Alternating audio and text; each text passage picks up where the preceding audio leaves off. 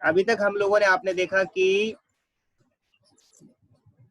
Indian architecture में Buddhist और Jain architecture, ठीक है, एंशिएंट आर्किटेक्चर, इंडियन आर्किटेक्चर में हमने बुद्धिस्ट और जैन आर्किटेक्चर कुछ डिस्कस कर लिया है, कुछ देखने की कोशिश की, कुछ मैंने कल शेयर भी कर दिए थे, ठीक है ना, देखा था। Yes sir. ये जितना कुछ मैं शेयर कर रहा हूँ, ये सारे बच्चे ध्यान से उसको देखना शुरू कर दें, ठीक है। और क्योंकि अगर आपका सिटी आने वाला है, सिटी में अगर ये सब क्वेश्चंस आते हैं तो आपको कुछ लिखना पड़ सकता है। होंगी तो आसान चीजें ही आर्किटेक्चर को लेकर के, लेकिन वो आसान चीजें भी आपको पढ़नी तो पड़ेंगी, ठीक है बच्चों। तो वो आसान चीजें भी कि बुद्धिस्ट आर्किटेक्चर में क्या क्या खास चीजें होती हैं, क्या खास बात आती है Magadh, Mauryan, Kushan, Indus valley civilization में, तो वो यस कुछ सर। आपको लिखनी पड़ेंगी। ऐसे जैन आर्किटेक्चर में क्या मैंने कुछ खास डिस्कस किया है और क्या उसकी खास बातें हैं, वो आपको लिखनी पड़ेंगी। कुछ उसकी हिस्ट्री को लेकर के भी लिख सकते हो, जैन आर्किटेक्चर के इतिहास को लेकर भी लिख सकते हो कि एंशिएंट पीरियड में ज़्यादा नहीं था, लेकिन मिडल पीरियड में काफ़ी ज़्यादा बढ़ा है जैन आर्किटेक्चर। अब इसके बाद हम पढ़ रहे थे गुप्ता आर्किटेक्चर, ठीक है, या इसको वैदिक आर्किटेक्चर भी कहते हैं। अब इसे गुप्ता आर्किटेक्चर और वैदिक आर्किटेक्चर दोनों तरह से कहा जाएगा। क्यों कहा जाएगा? क्योंकि गुप्ता आर्किटेक्चर की जब शुरुआत हुई थी, तो गुप्ताज आर्किटेक्चर की जब शुरुआत थी तो शुरुआत में बुद्धिस्ट आर्किटेक्चर गुप्ता पीरियड के देखने को मिलते हैं, ठीक है। गुप्ता पीरियड में कुछ बुद्धिस्ट आर्किटेक्चर, लेकिन लेटर गुप्ता रूलर्स ने, बाद के गुप्ता रूलर्स ने वैदिक आर्किटेक्चर्स पर ध्यान दिया, ठीक। उसको हम दूसरे शब्दों में ब्राह्मणिकल आर्किटेक्चर भी कहते हैं, ठीक है, हिंदू आर्किटेक्चर भी कहते हैं, वैदिक आर्किटेक्चर भी कहते हैं। तो ये इसके दो तीन अलग अलग तरह के नाम है, ठीक है। अब ये कल्चर है, हमारे देश की कल्चर है, ये सब कल्चर है हमारे देश की, ठीक। अभी हम इस कल्चर में रहते हैं, जीते हैं। तो यहाँ मैं तो गुप्ता पीरियड का भी मैंने काफी कुछ शेयर कर दिया ना तुम लोगों को। Hello, yes sir. हाँ, काफी कुछ शेयर कर दिया है कि वो उसमें मंदिरों में काफी विकास हुआ, और जो भी हिंदू डाइटीज थे यस सर। Yes sir. वो जो है मंदिरों के गर्भ में मुख्य डाइटी तो होते थे, उसके अलावा काफी जो है ये उनकी जो वॉल्स होती है, आउटर वॉल्स होती है, उस पर भी काफी कुछ कार्व करके बनाया गया होता था, ठीक है ना। एक यस सिंगल सर। स्टोन का तो इंडिया का ये पुराना काम रहा है, ठीक है। मुगल काल तक सिंगल स्टोन को लेकर के काफी काम हुआ है कि एक सिंगल स्टोन है, उसी को लेकर के पूरा कार्व करके एक पूरा मंदिर खड़ा कर दिया या कोई स्तूप खड़ा कर दिया, ठीक है। या तो ऐसी चीजें जो है, या फिर जैसे रॉक कट करके कुछ बना के दे दिया, ऐसी चीजें जो हमारे इंडिया में का ये बेसिक आर्किटेक्चर का थिंग है कि जो शुरुआत से चलता रहा, ठीक। अब तो मैं समझता हूँ कि हमने यहाँ पर एक तरह से एंशिएंट लगभग कर लिया, ठीक है। अब एंशिएंट के बाद आते हैं हम मिडवल पीरियड पर। मिडवल पीरियड की शुरुआत करते हैं, मिडवेल पे। और मिडवल पीरियड में हम शुरुआत करेंगे पहले साउथ इंडियन आर्किटेक्चर से, ठीक। क्योंकि गुप्तास पीरियड के तुरंत बाद जो आर्किटेक्चर शुरू होता है वो शुरू होता है साउथ इंडियन आर्किटेक्चर। क्यों? क्योंकि यहाँ से हिंदू रूल स्टार्ट हो गया। गुप्ता पीरियड के बाद से, गुप्ता पीरियड और गुप्ता पीरियड के बाद से हिंदू रूल स्टार्ट होता है, और उस रूल के अकॉर्डिंग जैसे कि नॉर्थ इंडिया में फैला, फिर ये साउथ इंडिया में फैला। तो साउथ इंडिया में कैसे फैला ये देखेंगे हम, और उसमें आर्किटेक्चर किस किस तरह के सामने आते हैं वो देखेंगे, ठीक। तो साउथ इंडिया में ये जो आर्किटेक्चर्स हमें देखने को मिलेंगे, नॉर्थ इंडिया का भी पढ़ेंगे मिडवल में, और साउथ इंडिया का भी पढ़ेंगे, ठीक है। कौन सा वाला आर्किटेक्चर? हिंदू आर्किटेक्चर। तो मिडविल में अभी हम हिंदू आर्किटेक्चर पढ़ेंगे साउथ इंडिया का, और उसके बाद पढ़ेंगे हिंदू आर्किटेक्चर नॉर्थ इंडिया का, ठीक। नॉर्थ इंडिया में हमारे पास है फोर्ट्स एंड पैलेसेस। क्या है? Fort and palaces, fort and palace, sir. मंदिरों का पैलेस, विकास, मंदिरों का काम, मंदिरों का आर्किटेक्चर, मंदिर के आर्किटेक्चर के विकास गुप्ता पीरियड में काफी हो चुके थे, ठीक है। लेकिन इस पीरियड में, किसमें, नॉर्थ में, नॉर्थ की बात कर रहा हूँ, लेकिन मिडवेल पीरियड तक आते आते अब नए तरह के आर्किटेक्चर देखने को मिले कि अब रूल अगर हिंदू आ गया है तो हिंदू रूल के अकॉर्डिंग हिंदू लोग शासन कर रहे हैं। नई नई जगहों पर भी उन्होंने अपने क्या कहते हैं, शासन किए, ठीक। कई अलग अलग राज्य बने, बहुत सारे राज्य में अलग अलग राजा बने, तो वो अपने अपने जो राजा बनते थे वो अपने अपने तरह का आर्किटेक्चर पेश करते थे। तो नॉर्थ इंडिया में जो है राजपूत हुए, और राजपूत ने महल और जो है किले बनवाए, फोर्ट्स एंड पैलेसेस बनवाए। तो आज की डेट में हमारे पास फोर्ट्स एंड पैलेसेस इंडिया का बहुत बड़ा टूरिज्म है, ठीक है, नॉर्थ में, खासकर राजस्थान। तो ये हिंदू आर्किटेक्चर मिडिवल का है, शुरू होता है। लेकिन इस फोर्ट्स और पैलेसेस से जो पहले शुरू हुआ आर्किटेक्चर मिडिवल पीरियड में, after just after the Gupta period, वो थे साउथ इंडिया के मंदिर, साउथ इंडिया के मंदिर। और वो सारे जो साउथ इंडिया के मंदिर थे अलग अलग शासकों ने बनवाए, अलग अलग शासकों ने, चोल, चालुक्य, राष्ट्रकूट, होयसल, ठीक है, चेर, पांड्यन, ऐसे कई रूलर्स आए। इन रूलर्स में क्या था कि इन रूलर्स ने काफी मंदिरों का वहां पर विकास किया साउथ इंडिया में, और साउथ इंडिया के मंदिर अभी वर्ल्ड फेमस भी हैं, सबने जानते भी इसके बारे में, ठीक है। हम नॉर्थ इंडियन लोगों को ज्यादा इसकी नॉलेज नहीं रहती है, लेकिन फिर भी हम ये जानते हैं कि भाई साउथ इंडिया में बड़े बड़े मंदिर हैं, ठीक है, और बहुत बड़ा टूरिज्म है।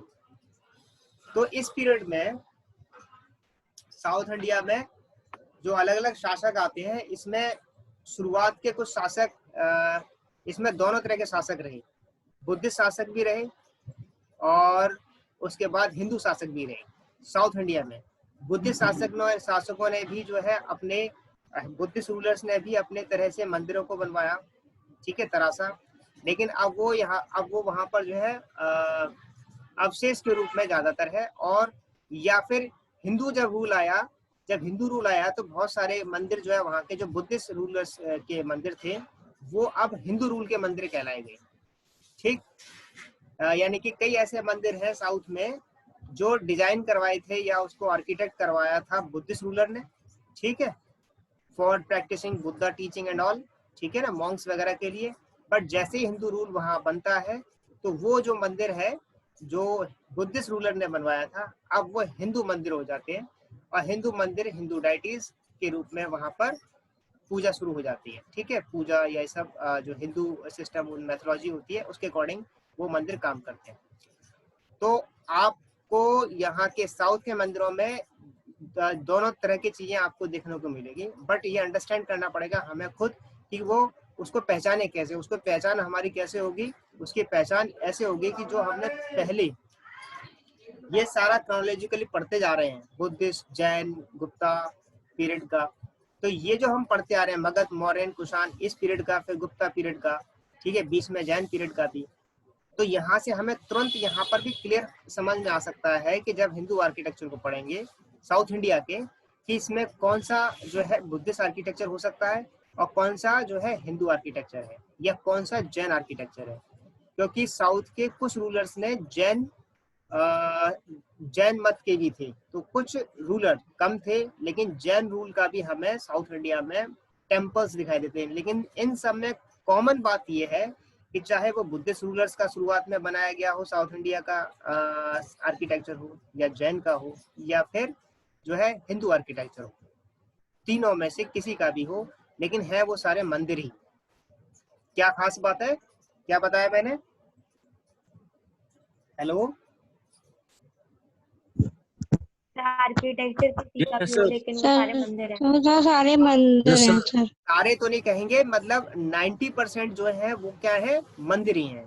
अगर बुद्धिस्ट मंदिर थे तो वो भी मंदिर जैसे ही थे, और जैन के थे वो भी मंदिर ही थे, और ये जो लास्ट वाला था, क्योंकि ये आप ये समझ लीजिए कि गुप्ता पीरियड के बाद से, वैसे मौर्य काल के आखिरी समय से ही मंदिरों का चलन शुरू हो गया था, ठीक है।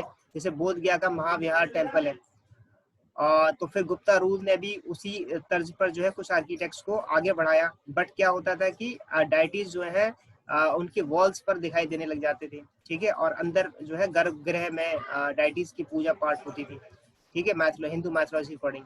ऐसे जब जो है साउथ इंडिया में हुआ तो साउथ इंडिया में भी टेम्पल्स का रूप हमें देखने को मिलता है, क्योंकि अब जो आने वाला काल जो चल रहा था मिडिवल आते आते, ये टेम्पल्स का काल था। इसलिए बुद्धिस्ट का हो, जैन का हो या हिंदू हो, ये सारे टेम्पल के रूप में मिलेंगे 90%।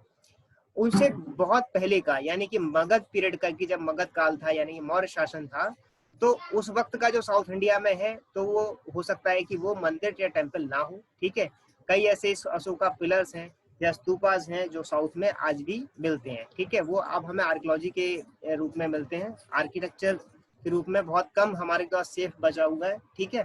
कई सारी जो है यूनेस्को की हेरिटेज साइट्स हैं उस वक्त की, कौन सी वाली, एंशिएंट पीरियड की, मॉडर्न पीरियड की कई साइट्स ऐसी है जो यूनेस्को भी है, कर्नाटका में है, ठीक है, तमिलनाडु में है, तो कुछ साइट हमारी यूनेस्को हेरिटेज साइट्स भी है। लेकिन साउथ, ये इतनी सारी बातें हमें क्यों डिस्कस करनी पड़ रही है, क्योंकि साउथ को समझना है हमें तो साउथ की हिस्ट्री या साउथ के बारे में जानना पड़ेगा हमें, ठीक। साउथ एक वाइब्रेटिंग ज्योग्राफी है इंडिया की। वाइब्रेटिंग समझते हैं? स्क्रीन दिखाई दे रही है? Yes sir. दिखाई दे रही है। हाँ, तो मैं ये बोल रहा हूँ कि आपको ये कौन सी वाली स्क्रीन, ये गूगल वाली की स्क्रीन। हाँ,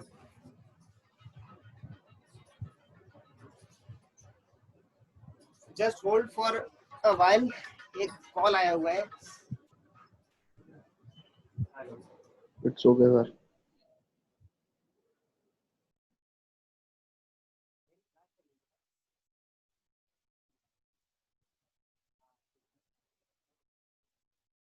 हाँ, तो यहाँ हम देखेंगे कि यहाँ आप देखो साउथ का जो कल्चर है, इसे इंडिया का वाइब्रेंट कल्चर कहते हैं। कौन सा कल्चर कहते हैं? Vibrant culture. Vibrant culture. क्यों बोलते हैं? ये आप देखो, मैंने सिर्फ टेम्पल डाला, साउथ इंडिया टेम्पल्स, इतने सारे टेम्पल्स हमारे सामने खुल के आ गए हैं, और इन टेम्पल्स को यस सर। आप देखते हैं तो देखते ही हमें ऐसा लगता है कि हमें जाना है और देखना है, इसको नहीं महसूस होता? यस सर, बहुत बड़े बड़े और अच्छे लुक। ये वहाँ का टूरिज्म है, सारा टूरिज्म है ये, ठीक है। वहाँ की ना सिर्फ टेम्पल्स, वहाँ की कल्चर, वहाँ का खान पान। हाँ, रहन सहन थोड़ा सा हमें डिफिकल्ट लग सकता है, क्योंकि वहाँ पे ह्यूमिडिटी ज्यादा होती है। क्या होती है वहाँ पे ज्यादा? ह्यूमिडिटी। तो ह्यूमिडिटी की वजह से हमें थोड़ा सा खान पान हम जो है लंबे समय तक तो नहीं खा सकते, फिर भी जितने टाइम तक हम रहते हैं उतने वक्त तक वहाँ के खान पान को एंजॉय भी करते हैं, ठीक है। अब जैसे साउथ इंडियन, हमें अपने यहाँ खाते हैं जाकर के, अगर कहीं साउथ इंडियन रेस्टोरेंट मिल जाता है तो जैसे हम यहाँ एंजॉय करते हैं, लेकिन वहाँ जाएंगे तो वहाँ पे टेस्ट अलग मिलेगा, यहाँ टेस्ट अलग होता है, वहाँ का टेस्ट ओरिजिनल होगा। तो वहाँ का खान पान हो, वहाँ का क्या कहते हैं कल्चर हो, कल्चर में डांस है, म्यूजिक है, वहाँ की लैंग्वेज है, वहाँ की लैंग्वेज, डांस, म्यूजिक, वहाँ का पहनावा। वहाँ पर आज भी लोग जो है खास बात क्या है साउथ की, कि साउथ जो है नॉर्थ से ज्यादा विकसित है। विकसित इन द सेंस ऑफ कैसे डेवलप्ड है, वो अपनी कल्चर से डेवलप्ड है, संस्कृति को भूले नहीं है सर वो लोग। सर लिटरेसी रेट भी ज्यादा और ज्यादा अवेयर भी है सर। तमिलनाडु में सर 95% हाउसेस में वाटर हार्वेस्टिंग। अवेयरनेस की वजह से उनकी एजुकेशन अच्छी है। एजुकेशन अच्छी है तो वो जो है प्रोफेशनल फील्ड में बहुत ज्यादा है। इतना नॉर्थ इंडियन प्रोफेशनल फील्ड्स में नहीं है, वो लोग बहुत प्रोफेशनल है और प्रोफेशनल फील्ड में है, लेकिन बावजूद इसके वो अपने ऑफिस में शर्ट और जो वो कहते हैं लुंगी शॉर्ट वाली, उसको ही पहन के ऑफिस भी जाते हैं, यानी कि वो अपने कल्चर को उन्होंने नहीं छोड़ा, ठीक है। भूले और नहीं बहुत सर ज्यादा वो। साफ सुथरी होती है और इससे वहाँ एक कल्चर को देख करके अच्छा लगता है, ठीक। तो कॉर्पोरेट वहां पर भी आया है गया, जैसे कॉर्पोरेट हमारा नॉर्थ में फैला है तो कॉर्पोरेट जो है साउथ में भी फैला है, लेकिन कॉर्पोरेट भले ही वहां पर साउथ में है, लेकिन वो अपने कल्चर को फॉलो करते हैं, ठीक है। वहाँ के यस सर। रेस्टोरेंट में आज भी लोग जो है हाथ से खाना खाएंगे, हाथ से ही खाते हैं सर वहाँ के हाथ लोग। से खाएंगे। और हम लोग तो रेस्टोरेंट में जाकर के खुद ही अंग्रेज बनने की कोशिश करते हैं, बट साउथ में ऐसा नहीं है। वहां पे कितना भी बड़ा आदमी हो, ठीक है, कितना भी धन हाथ धान्य से ही वाला खाते आदमी हैं हो, सर। लेकिन वो जो है वहां पर अपनी कल्चर को रिप्रेजेंट करेगा ही करेगा। खान पान में, पहनने ओढ़ने में, बातचीत में, वो वहाँ की कल्चर है। लेकिन सभ्य है। खास बात क्या है वहाँ की? सिविलाइज्ड कल्चर है। कैसी कल्चर है? सब बनी हुई है। सिविलाइज्ड। तो ये जो कुछ सिविलाइज्ड। खास बातें हैं साउथ की, ये जो अभी हमने डिस्कस की बातें साउथ की। अब आप देखिए कि यहाँ के जो मंदिर भी है ना, वो कलरफुल हैं। कैसे हैं? कलरफुल दिखाई दे रहे हैं, कलरफुल। काफी मंदिर हैं, आपको ऐसे आप जैसे ही नजदीक जाते जाओगे तो आप मंदिरों पर देखोगे कि जो भी मंदिर बने हुए हैं उन पर जो भी फिगर्स सर आवाज कट रही है हैं आप। उन पर हाँ, वो कई कलरफुल आपको ये दिखाई दे जाएंगे। तो ये जो कलर वाली बात है, इसी बात को लेकर के साउथ को वाइब्रेंट कहा गया है। क्या कहा गया है? और उसमें भी सबसे ज्यादा वाइब्रेंट कौन है? उसमें भी सबसे ज्यादा वाइब्रेंट है तमिलनाडु। किसकी कल्चर? तमिलनाडु की। ठीक, कल्चर के मामले में। देन केरला, उसके बाद जो है ये आपका आंध्रा एंड कर्नाटका, और उसके सर बाद की वॉइस आ रही है? हेलो गोवा। कोई को दिए सर की वॉइस मुझे सुनाई नहीं दे रहा क्या कह रहे हो। देन गोवा है, ठीक। फिर उसके बाद कुछ महाराष्ट्र को काउंट कर सकते हैं कि महाराष्ट्र को भी हम कुछ साउथ में काउंट करते हैं, ठीक है। तो ये आपका सारा साउथ इंडिया का हमारा वाइब्रेंट कल्चर देखने को मिलता है, ठीक। केरल की कल्चर को एक्सोटिक कल्चर कहते हैं, या केरल के सर की आवाज नहीं आ रही है यार। वॉइस नहीं आ रही? सर को व्हाट्सएप पे मैसेज कर दो।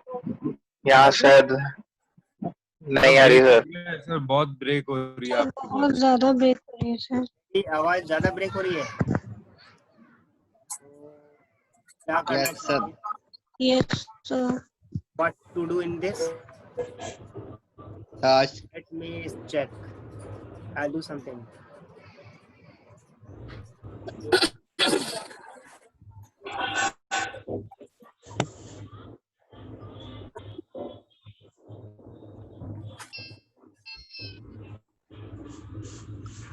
एक मिनट होल्ड करना।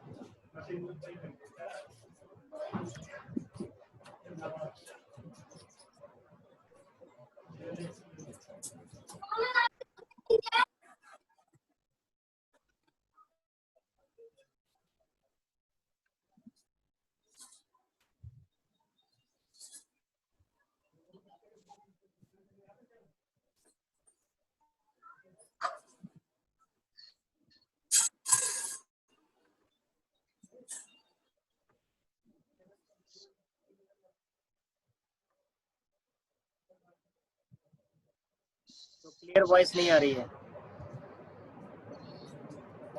थोड़ा सर स्लो। अब आ रही है?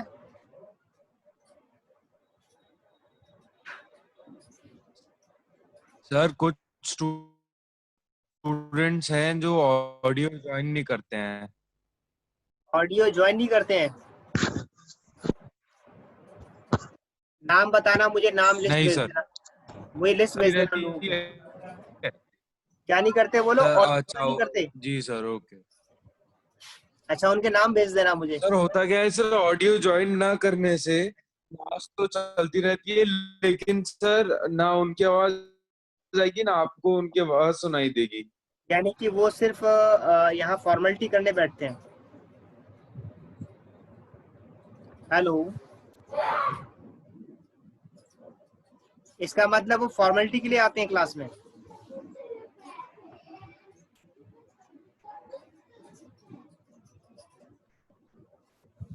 हेलो,